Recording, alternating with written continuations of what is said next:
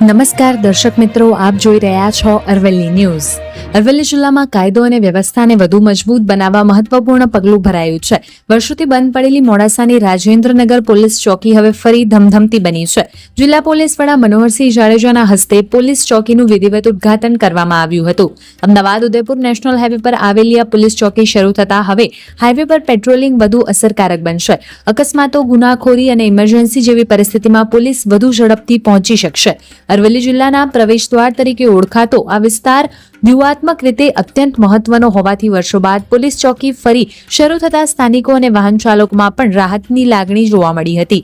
Police વિભાગનું માનવું છે કે રાજેન્દ્રનગર પોલીસ ચોકી કાર્યરત થતા હાઈવે પર સુરક્ષા વ્યવસ્થા વધુ મજબૂત બનશે અને ગુનાખોરી પર અસરકારક નિયંત્રણ લાવવામાં પણ મદદ મળશે. વૈભવ રાઠોડ, અરવલ્લી ન્યૂઝ, મોડાસા. અરવલ્લી જિલ્લામાં જે જિલ્લાનો એન્ટ્રી પોઈન્ટ છે રાજેન્દ્રનગર ચોકડી, ત્યાં ઘણા સમયથી અમારી ચોકી બંધ પડેલી હતી અને એ ચોકી આજુબાજુના લોકો, ગામ લોકો, આજુબાજુના બીજા વેપારીઓ એમના સહયોગથી અને આજે રિનોવેશન કરીને ચાલુ કરી છે. કેમ કે જિલ્લાનો એન્ટ્રી પોઈન્ટ છે એટલે ભવિષ્યમાં અહીંયા અમારું પ્લાનિંગ છે સીસીટીવી પણ એડ કરીએ. હાઈવે ઉપરની ચોકી છે અને ગુનાખોરીના નિયંત્રણ માટે આ ચોકી અમને ખૂબ ઉપયોગી થશે. અહીંયા પોલીસની હાજરી રહે, પોલીસ અહીંયા કંઈ નાની મોટી કાર્યવાહી કરતી હોય એ પ્રકારનું આયોજન કરવામાં આવશે.